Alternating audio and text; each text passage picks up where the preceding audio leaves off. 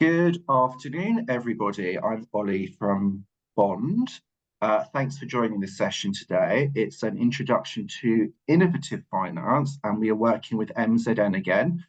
Chris and the team always provide brilliant and informative content for us. So it'll be an exciting webinar.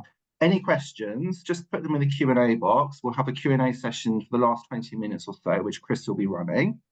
And we will be recording this webinar, okay?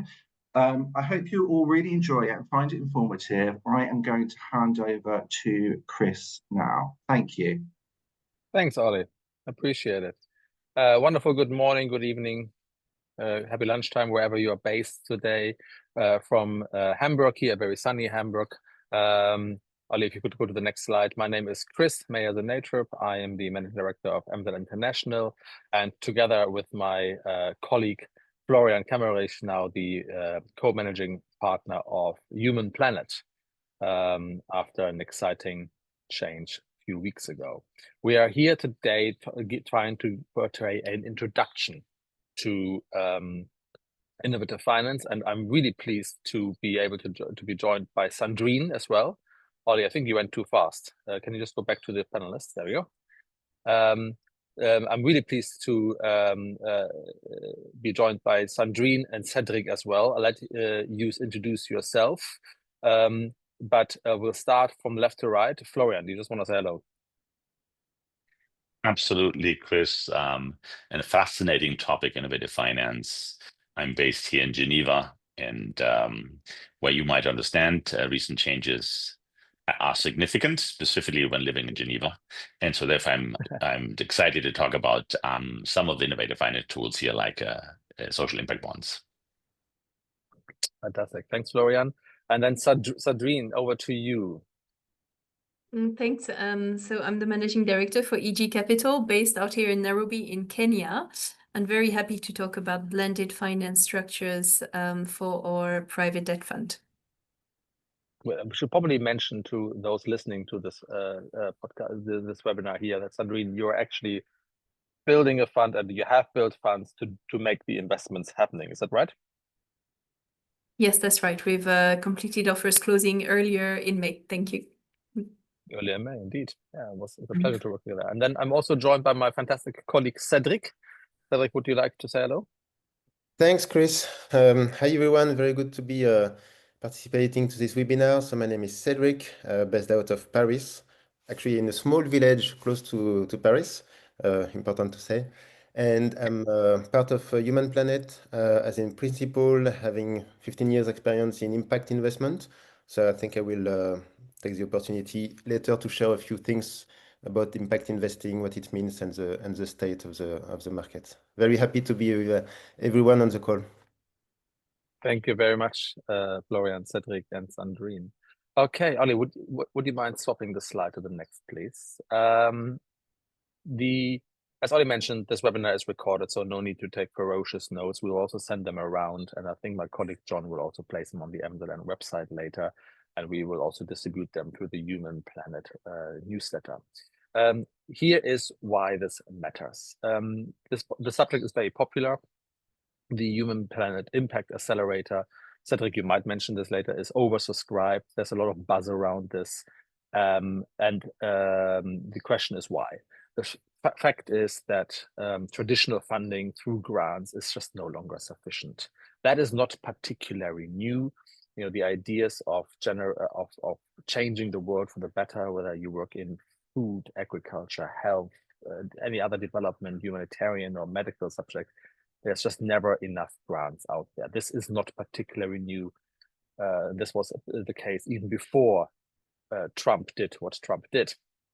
The grant and institutional funding from other governments is also now returning. We're in a world right now where the relatively, what used to be the midfield player of Germany is now the largest institutional donor in the world, with around 2/3 only of what the US funding was back in February.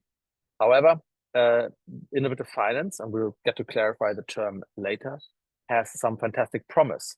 It has some awesome power to, as Sandrine can attest to later, to not only collect capital, but also collect ideas, expertise, and different perspectives. That's fantastic. But it also offers not just power and promise, but also some perils. It's complicated. It is not the most straightforward. It doesn't feel as satisfying silver bullet to your project, the grant funding, and you can run on one grant. It feels always like a coming together of many solutions.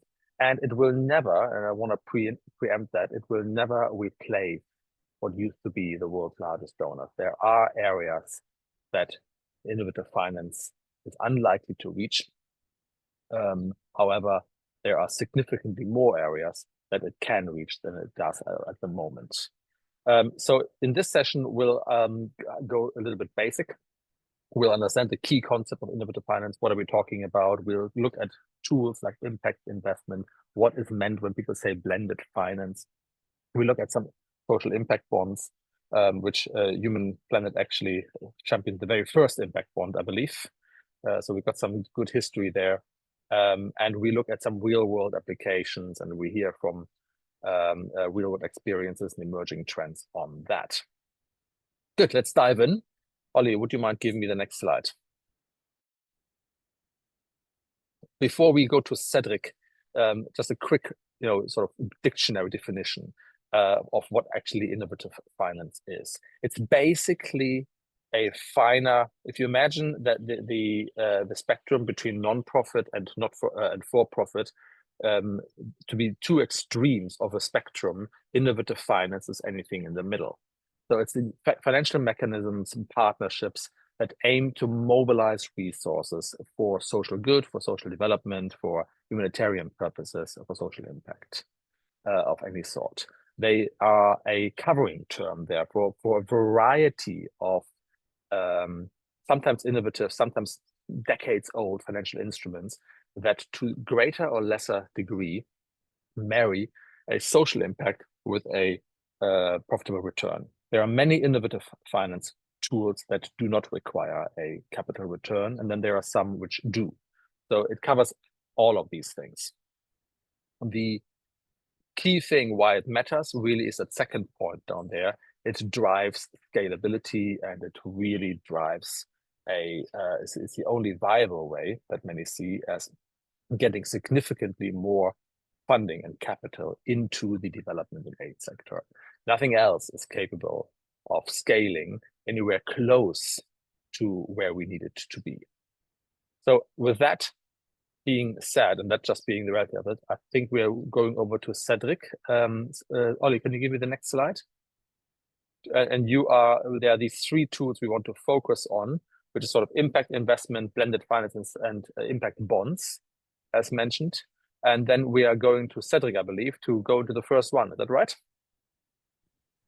Okay, great. Definitely. So I'm very happy to be presenting a bit of impact investment to start with. And if we can go to the next slide. Yeah.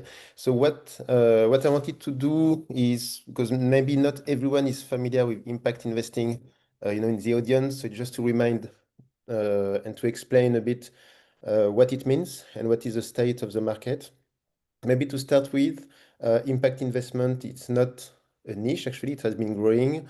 And if I check the latest numbers before the webinar, I think today, at least in 2024, the market size was around $1.5 trillion.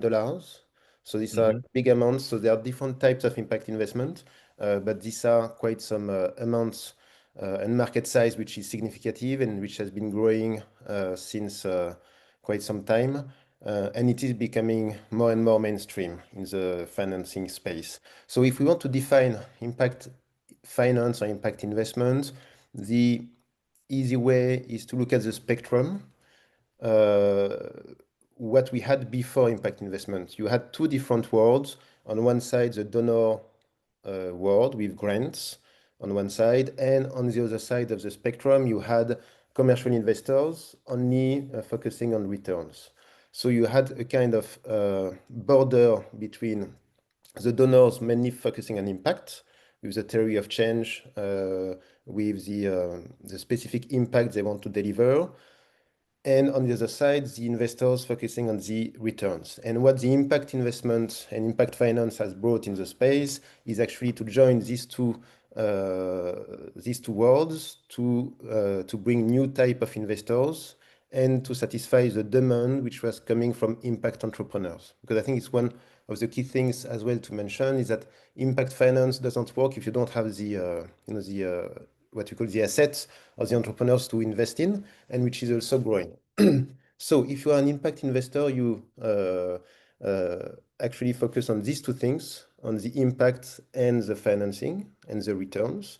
And you have different types of investors. Some of them will prioritize impact rather than returns. They will be an impact first investors. Some of them will be impact lens, which means that they will prioritize returns rather than impact, but they will have some thematics around impact. So for instance, they will invest in microfinance, they will invest in renewable energy, in these types of sectors. So to understand, this is the way it works. And what we have seen in the space, as you mentioned, is that because of the aid budgets, which are decreasing in some parts of the world, especially in the Western world, there has been a gap which is actually being fulfilled more and more by impact investors. And some of the NGOs or social entrepreneurs are actually pivoting and turning into impact investments. On our side at Human Planet, actually, we have launched, just to mention it, an accelerator, which is a 5-month program to support them to get access to investors and to change a bit their model to be tailored for investors. So this is one thing I wanted to mention, is that impact investment, because there is a financing and the finance angle, will actually look for specific items, which is bankability, profitability, track record, and I'm sure Sandrine will explain much more than me on this one because they are actually investing in the projects. But these are the types of features that an investor will look for. Cedric, yeah.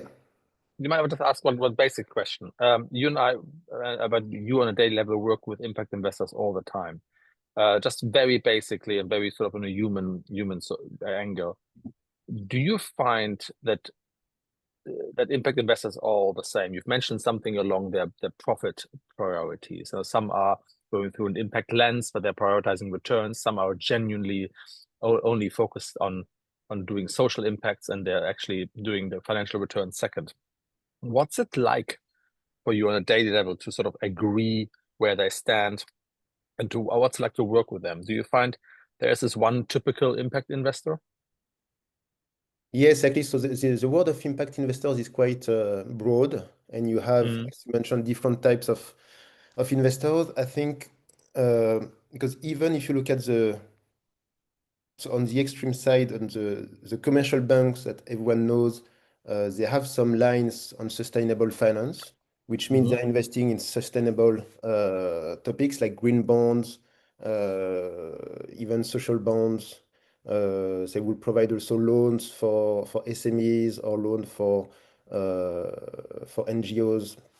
So these type of products, but they are very, still very close to the commercial investors that we usually know, the traditional investors. And on the other side, we also work with some investors which are impact first, actually. So they actually agree to have returns which are lower than market expectation returns. And they will prioritize really the impact that they have on the ground, and they will take higher risk compared to other ones, actually. So maybe we can actually go to the next slide because it's actually what we wanted to explain. Yeah, to deep dive into something that we call blended finance, and it's actually a tool which is growing specifically for the investors which are closer to impact rather than returns, and I will explain. So blended finance, as the name mentioned, it's a tool which blends different types of capital. On one side, grants, and on the other side, private investment. So to give you an example, I actually saw it around 10 to 12 years ago, when I was actually living in India, and there was a market which was growing in India, which was the off-grid solar market, for instance, or solar home systems. So typically, you had entrepreneurs which were deploying solar home systems, in small villages in India. And this type of project are actually bankable because they deliver returns, they have clients, they have revenue and everything, but they are very high impact. But they are not, as an investor, you actually, it's a big risk for you because this is new, this is something you don't know, there is not much track record, so these types of things. So the way it works in the investment world is that you will blend some grants with an investment in such business, so that you can actually deliver the impact and reduce the risk for investors. So it's a concrete example of something that is actually growing. And here again, I see Sandrine on my screen, not to put you on the spot, but the G Capital Fund is actually a blended fund, and I'm sure we'll explain later, but it's something which is very well suited for social businesses or projects which are close to NGOs, actually. Because it has less of a return need, right? Yeah, and it works by tranche. So typically in a blended finance structure, you still have the commercial investors on the top of the vehicle, which is the tranche.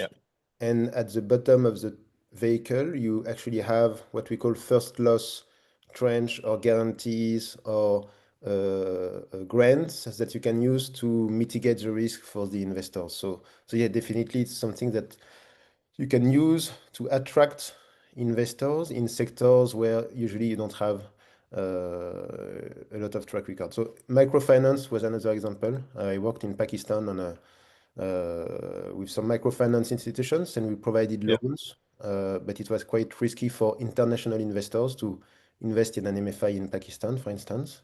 So we had a blended finance component with some guarantees for the investors. So it's another example. So in a nutshell, for anybody who doesn't want to read up a financial dictionary next to this webinar, because finance people are the best at making up their own language, even more so than donors. A blended finance fund takes the edge off the profit need and the risk by lowering both. Is that a top level summary? Good. I would not have said Great. better. Yeah. Thanks, Hendrik. Now, of course, blended finance and impact investors aren't the only, two major, but not the only tools that would be covered under the umbrella term that is innovative finance. Florian, our firm, Human Planet, has done a few interesting things with impact bonds and has actually pioneered the first impact bonds. Do you want to take us through that? Yes, and a great pleasure. And if you mind already, Ollie, to change to the next slide. So again, and I want to talk a little bit about impact bonds overall, but also building on what Chris and Cedric just said before. So the intention is not to lower the returns. The intention is to adjust risk-reward returns, because you can have a very low risk in a normal in financial market, and therefore a low return is according to the low risk. Now, where the mismatch comes from, because we're operating in areas on the impact investing where we want to have alongside the intentionality of the investment, on a theory of change, also the additionality, where normally money is difficult to place. And I actually see some question already coming through in the same way. Yeah, and normally, so I'm copying the question into the Q&A. Yeah, that's perfect. And yeah. And the point is the following: that in order to adjust this, and by adjusting this, you're actually able to invest. And rather to only think in a silo, it's only non-for-profit or for-profit, there are elements, and we just talk about this right now. You use proven parameters, elements, from an innovative finance point of view, in order to create an innovation so that the returns generated and the theories of change, the change happening on the ground, is actually achieved. And one of the questions is saying that the environmental outcomes, for example, that funders would have to prove. You have to understand in the impact investing space, from a legal regulated point of view, you are obliged to prove the impact, which in the purely, let's say, philanthropic point of view, not necessarily. Yes, you would report to constituents what has happened with the non-for-profit capital, but once you're entering into the financial markets, it's actually abided by law. So therefore, you need to make sure that whatever your outcome is, you do prove that. So here comes in a role, an interesting one, by the way. When we talk about bonds, we're not talking about floating bonds publicly. Yeah, the bond is a term where basically you have non-for-profit capital being set up in a way that the grant is not gone right away, like you would do in technical assistance, but you're actually using non-for-profit capital to invest it on and in a fragile setting and a different setting. And Chris, you're mentioning here, the first humanitarian impact bond was done actually with ICRC about 11 years ago. And that was, amount of money, grant money being given. It was invested over 5 to 7 years. It generated 7% return through the investment thesis, and that money comes back. But it would never be possible for any investor normally to invest it because the risk was way too high to a moderate return being generated.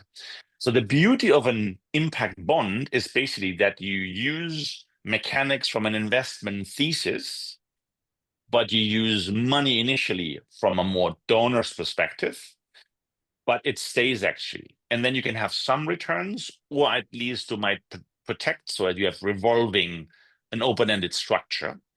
But the intention is basically there that you are taking money on an investment thesis where loans are given or investments are made, where the money comes back, but it's in a structure which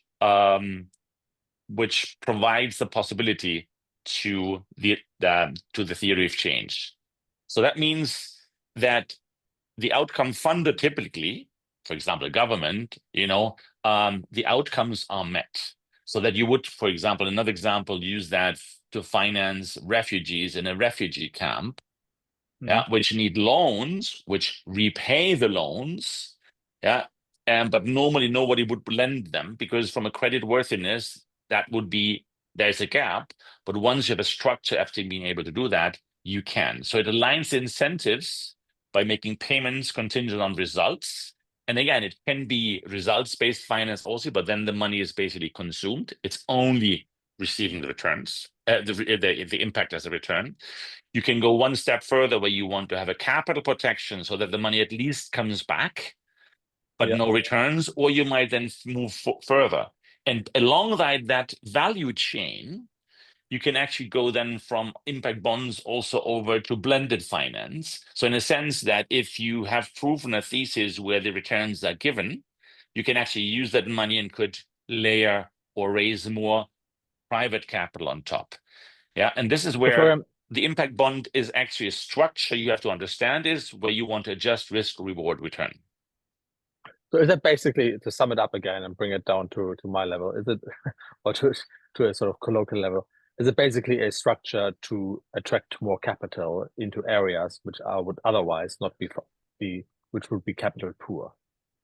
That is correct. The intention is to provide funding where funding would hardly flow or is difficult to flow. Yes, that's the intention.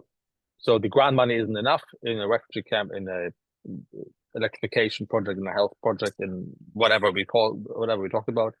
And a social impact bond is a decent structure to lower the risk to a point where private funding can safely or relatively safely be put in there. Correct. But only if you change the slide, it actually has another angle. Because then you have different constituents. It can be government, can be the actors on the ground like NGOs, or the investors.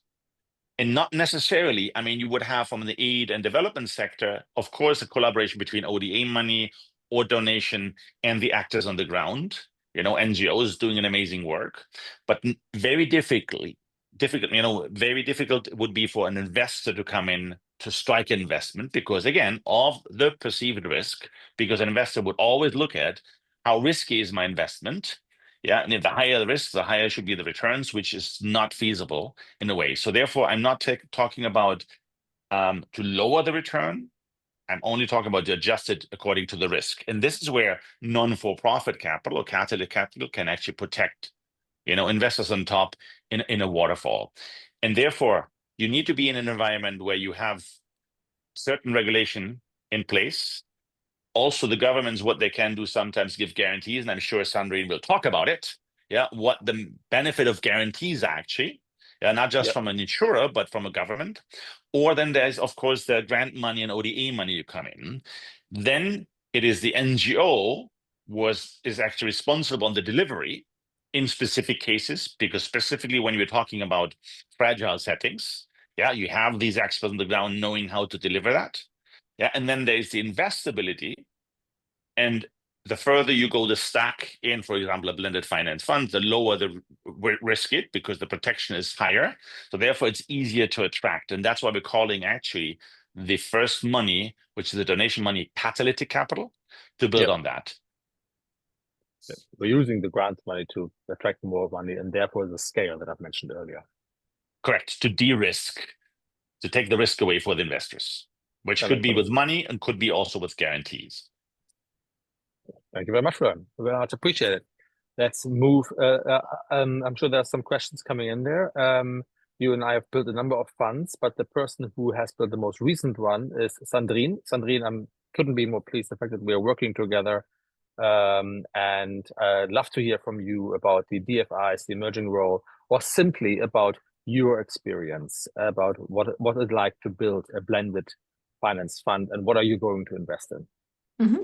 No, thank you. And really happy also to be working together with you because you've had a lot of experience in structuring these products, which can also be complex even for a fund manager. So it's really good in this world where you have different types of investors, the fund managers, to also have an intermediary to help with the design, the structuring, and some of those negotiations as well, to really align all of the interests against the mission of the fund ultimately. You have to say yes to your mission.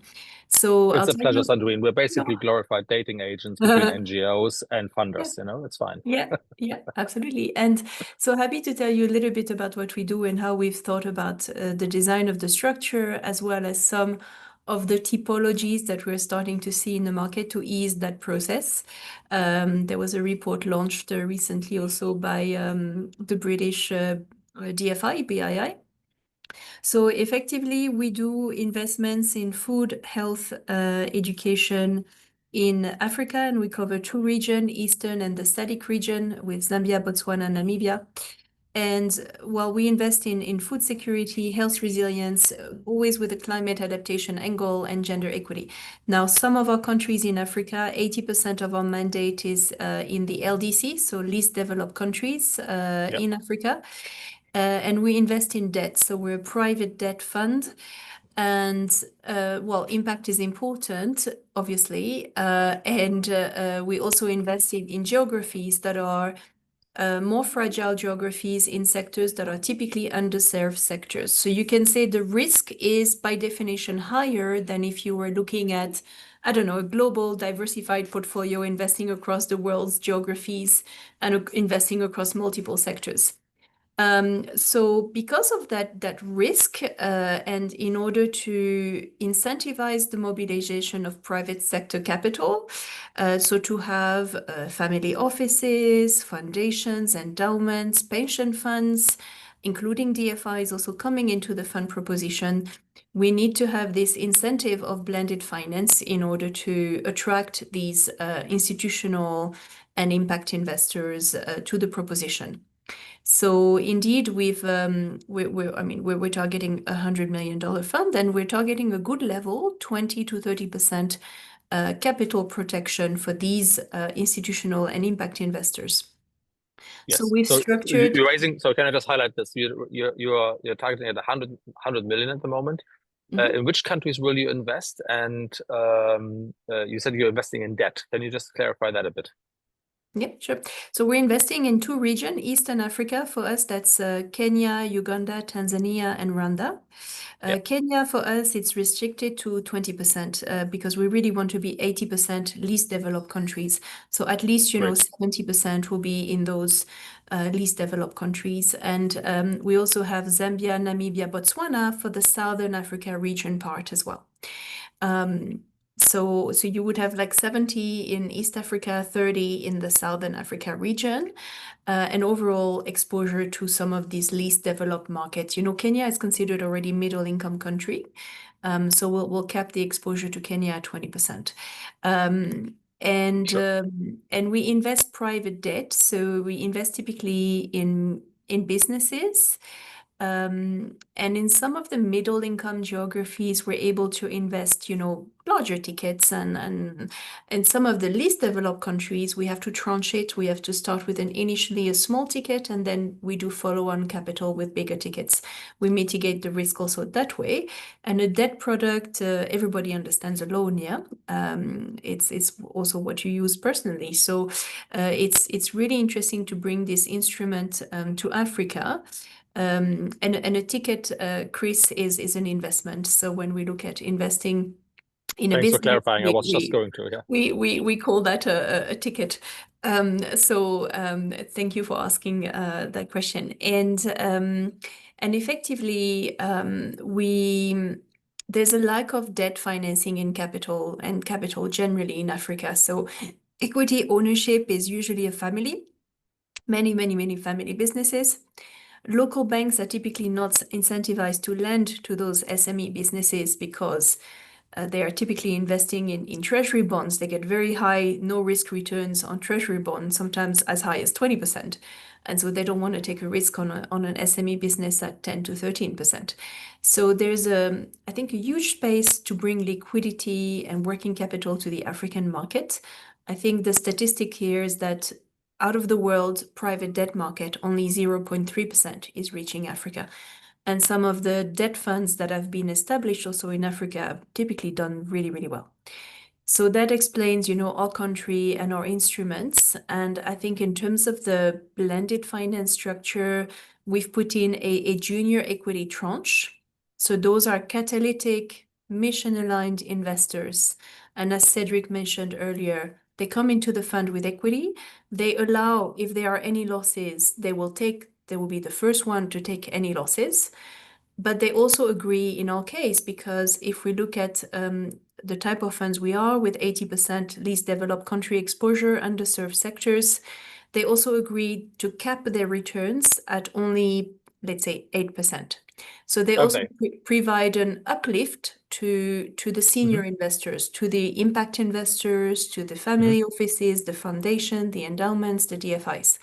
And that's really helping. And then we have another guarantee. So you can look at the first loss as the first line of defense and the guarantee as the second line of defense against any eventual losses. So yeah, we will basically offer as a target 20 to 30% capital protection for senior investors in the fund. I think, Sandrine, let me just summarize this and just tease that out, because I think that's a great practical example and obviously something we're building together. And we have started, and it's come off to a good start. You're in the process of building a 100 million fund that can offer to investors 20-30% capital protection against loss, and to some investors a cap up to 8% profit, so that you're using the returns above that to invest into projects, into loans, to bring capital to those projects of whatever that would normally not be funded, particularly not in the least developed countries. Did I get that right? Yep, absolutely right. This capital would not otherwise have flown to these countries and these sectors. Right. And it's interesting because you have many flavors also in blended finance. There's many ways to design and structure these instruments. It's not always very transparent. No. But I find the report by BII very useful because they created 2 tools. One is a typology and the other one is a scorecard. And effectively, with the typology, you're able to basically say, well, given the fund strategy, this is how, the concessionality of the capital could be structured. And BII has backtested that typology against over 60 funds that they had in their portfolio, blended finance funds that they had in their portfolio, to try to make sense and to also offer a tool to the market. A $1 billion climate fund that's diversified across many geographies in the world and many sectors may not need the same concessionality as a smaller impact fund like us, focused on two regions in Africa, investing in, food security and health resilience. So it helps to make sense of when there should be concessionality and how to structure it. Very true. Very true. Thank you very much. I'd like to get to the Q&A section as soon as possible, because in my experience, that's the part that most people find most interesting. We had one more slide there on in trends and emerging. Sandrine, would you like to briefly mention those two areas? Was that yours? Ali, I think we have to go back one slide. There we go. Sandrine, sorry, were you to cover that, or shall I? Yeah, no. So tell me, what would you like me to cover exactly on the slide? No, just an outlook into the trends. What do you see? I mean, you don't have to stick to the slide by all means. Okay. We've put together. But sort of, what's in for innovative finance the next 2-3 years in your mind? Yeah. I think we're seeing, as you said earlier, others are stepping up, especially for climate adaptation. So going into food, health, education. I think these sectors we're seeing more interest. When others are stepping down, others are stepping up, and it's good to see that that will absolutely remain as a focus area for investors in the current climate. So that's really reassuring. And we've seen increased allocation. So where the capital is coming from is also changing. So yes, definitely more blended finance. I think it's fair to say that we're here today thanks to the blended finance allocation and the private sector mobilization. We wouldn't be here otherwise if we had to rely only on government funding. So absolutely. Where is that capital coming from? I think is also changing. I mean, given the different priorities in Europe, the tightening in the US, we're seeing also the emergence of Middle East as a really force for capital in Africa. Asia is also present on the continent as well. So we're seeing also more diversification of the nationality of capital, because I think for private markets in Africa, 80% is coming from a European government. So that's actually a good thing, that there are more actors also stepping up and bringing different sources of capital, also bringing governance as well. So I think that generally that diversification is positive and will balance some of the cuts that are happening right now in Europe and the US. And then I would say perhaps last, really sort of like mission alignment between different investors. So like trying to have the same language and aligning key terms with the mission of the fund. I think there, this measurable impact and transparency, that's really, really demanded. And I think we're starting to see some tools. And I think great to work also in partnership to make sure that we're actually building an ecosystem. So yeah. Thank you very much.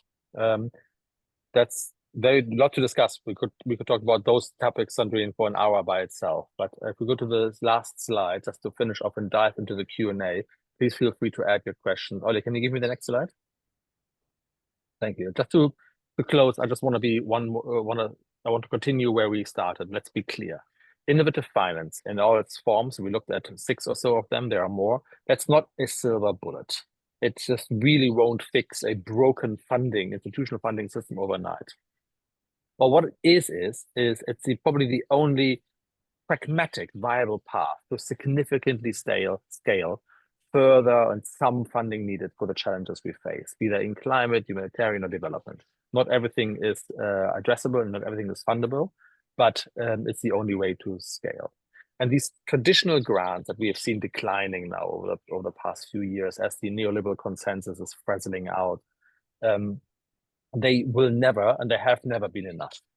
And even before its dissolution, USAID recognized this and has set this bold target, some of you may remember, to mobilize around $8, I think it was, in private capital for every $1 invested in grant funding.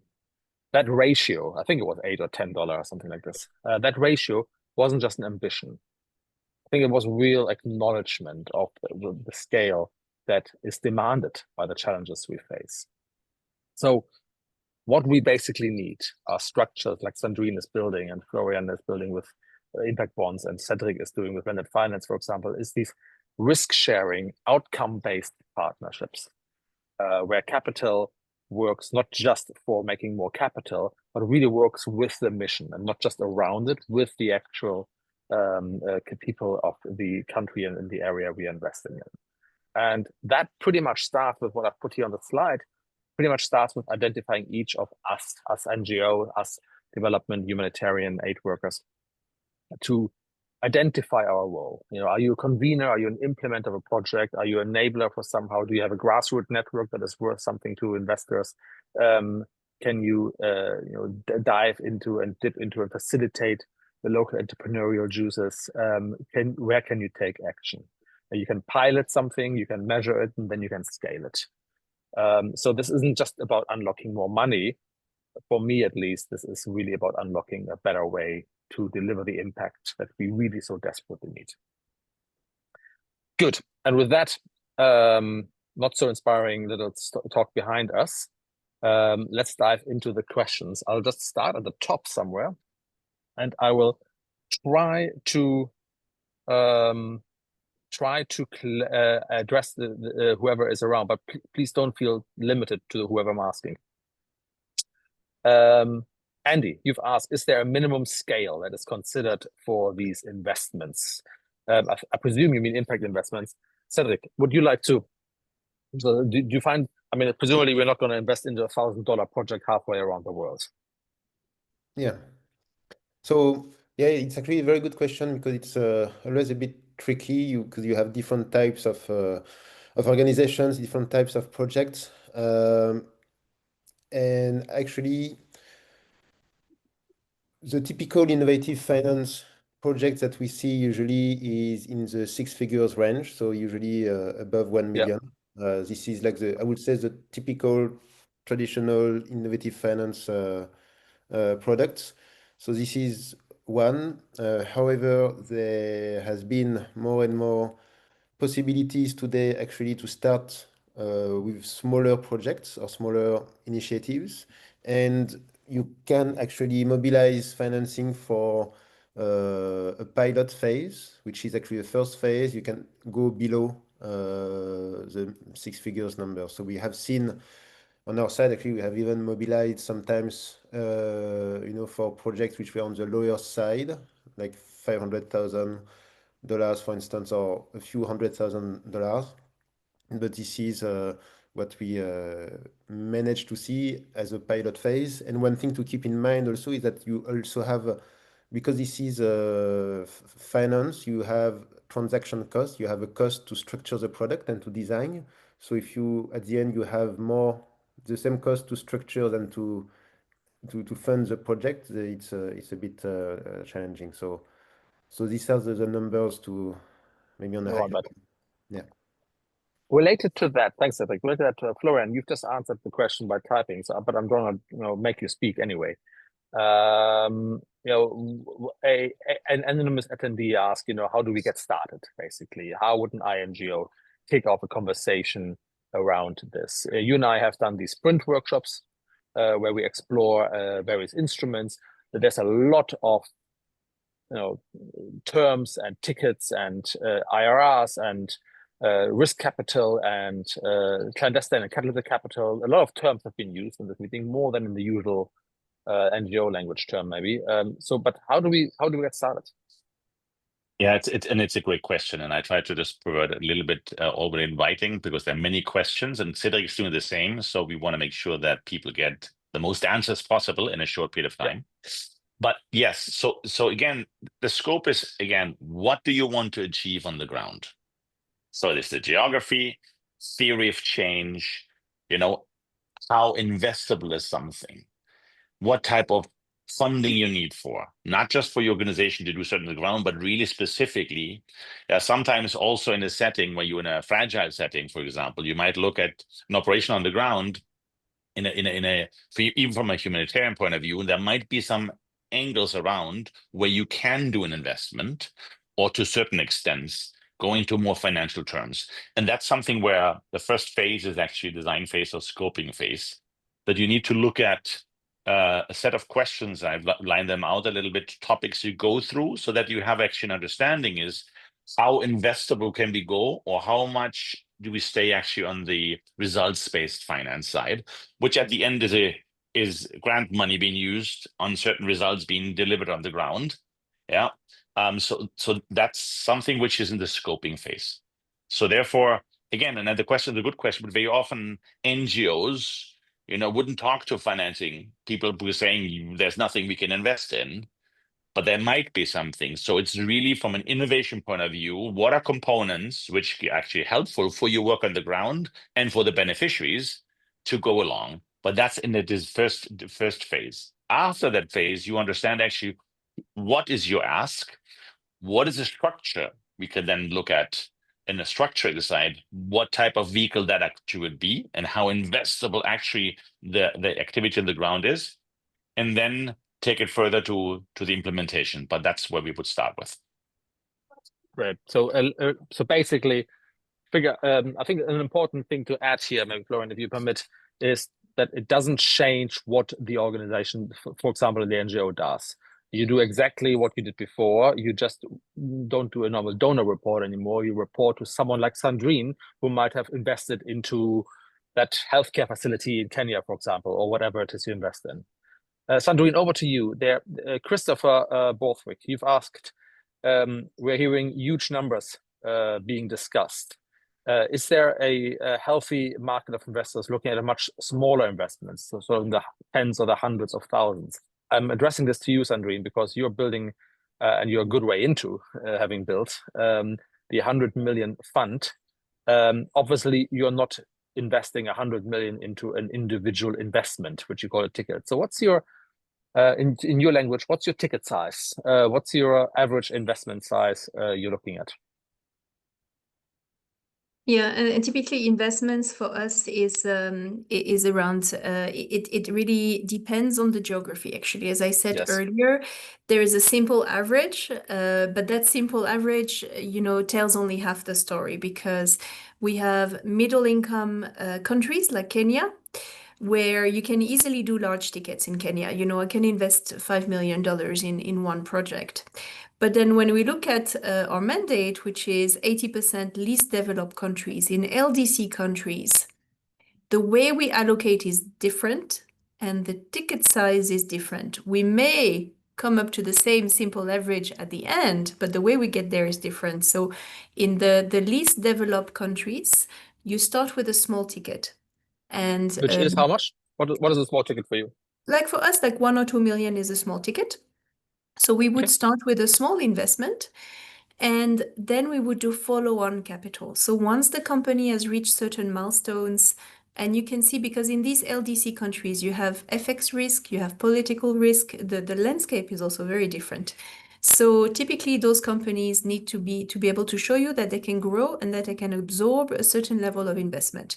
Once those milestones are met, you do follow-on capital. And because you do debt, you can always do debt in tranches, over time, you add more. So in the end, you may, when the company does everything well, come to the same average ticket size as what you would do in one go in Kenya. But how you get there and where you start is different. Yep, perfect. I think that makes total sense. I want to add, we also build structures, and I worked obviously with one for many years and in the NGO sector for 15, 16 years now, where we've taken a ticket size of your size, say 1 million or 2 million, and have broken it down further into smaller ticket sizes still. So we are putting in another lending structure in there. For example, we've done this in Zambia before. Just to let you know that this can be broken down further. Yep. And what Yeah. we like to do is we like to work with co-investors alongside us. So let's say Yes. there is a, we like, let's say if there is a 10 to 20 million tickets, a very large ticket. So overall, the project requires a bigger amount of financing. But you have to remember that you're not the only investor and you're not doing everything. So what we're really interested is actually building an ecosystem, because what we see is that the capital structure for African businesses is not what you have in Europe. In Europe, you have, 10 investors ahead of you. Entrepreneurs know where to go to fund projects. That's not the case in Africa. Capital is No. scarce. So we actually, on some of the larger tickets that we see, and we see them even in those least developed countries, they are larger tickets. Yeah. But we Yeah. usually do it with others. So we have maybe somebody coming in that does working capital in local currency. Then we have a senior lender coming in into a senior lender tranche, and then we will do the mezzanine part. So again, ticket size, we like to be able to build ecosystems so that at the end of the day, the cost of finance for the project is less. The risks are mitigated between USD lending that we do and local currency. And the way to do it is to share some of those large tickets with others, build the ecosystem, and everyone will get what they need in that equation. And then that's how we build it up. So sometimes the average investment size can be really a topic of discussion, because it's not as big, and we certainly don't do it on our own. Yeah, perfect. Absolutely.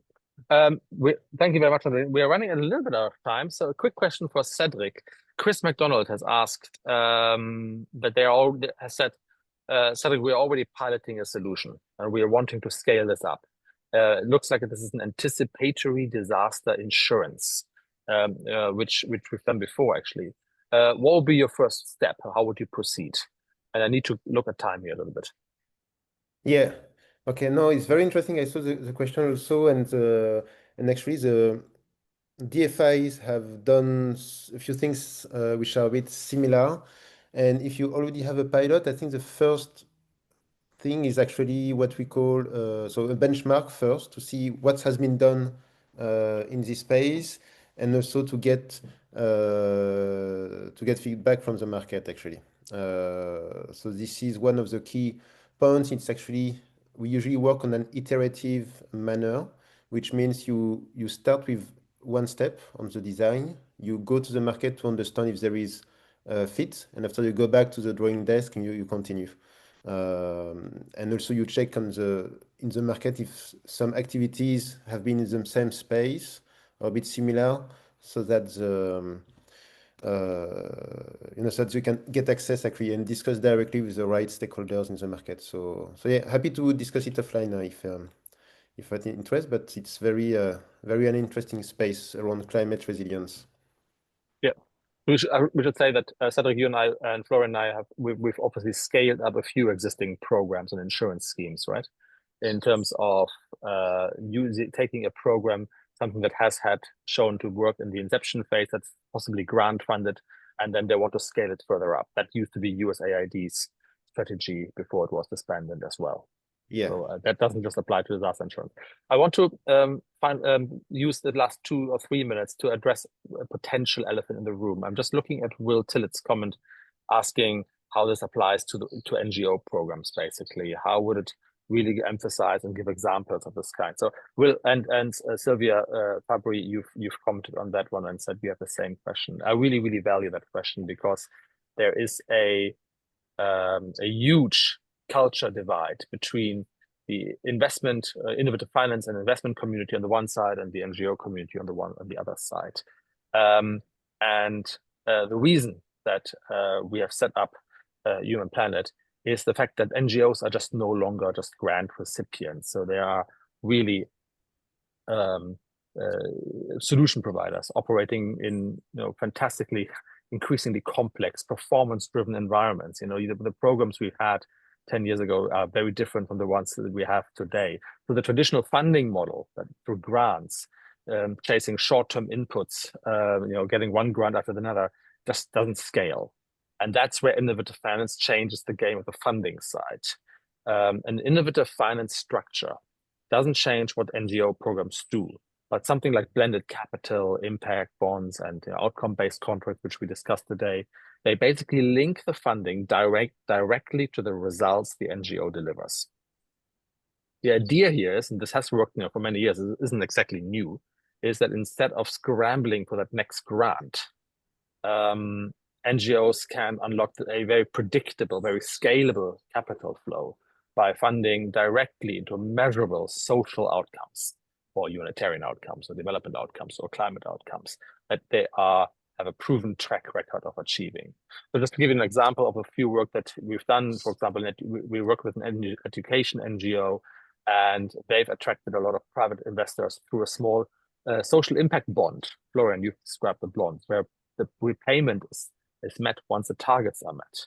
Or in healthcare, we're building up healthcare facilities, for example, in Southeast Asia, where a blended finance model that I think Cedric, you described earlier, allowed one of our NGO partners to pilot a new model with the donor de-risking the overall amount. So the donor provided only 10-20% of the funding, and then the majority came through a blended finance scheme, which sort of crowded in this private finance way.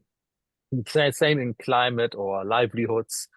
So these performance-based structures can turn a previously grant-funded structure into an investable outcome. And to me, I used to be at Save the Children a long time, but we always ask the question, who will fund us? And I'm now hearing more and more from our NGO partners, no longer the question of who will fund us, but basically, what value do we create and who's willing to invest in that? And that, to me, is the major mindset shift here. Hopefully that helped. Okay, I think... Maybe Chris, can I just in someone answer this, because it's a really great question. And yes. This is where is a huge potential for NGOs, which normally would not have looked at things. So an NGO, an INGO actually can become an outcome delivery partner.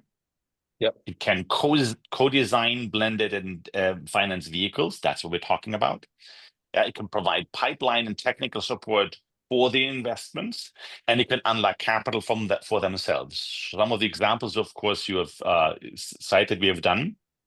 Yep. But I just wanted to say that is really where the beauty and the strengths of these NGOs lie, in order then to collaborate and set up a structure and make it investable.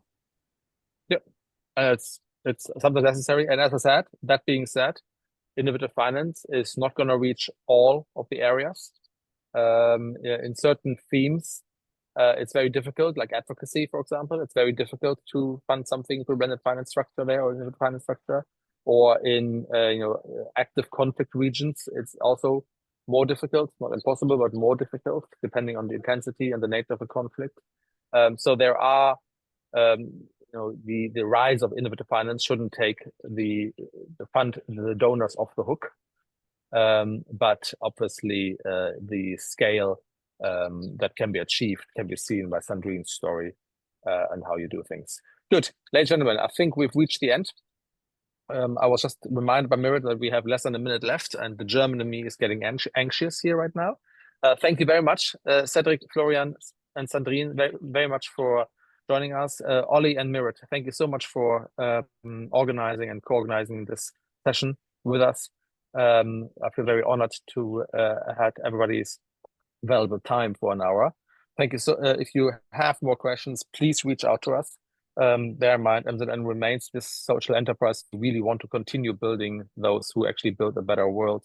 And we will certainly address or try to field any questions that we couldn't answer here right now to the relevant expert, either here on the panel or within Human Planet and MZN. And yes, Chris McDonald, thank you very much for the comment. A glossary would be useful. Maybe we need to write a glossary at some point. Maybe that will be our Christmas task or something. Thank you very much, and I'll see you very soon.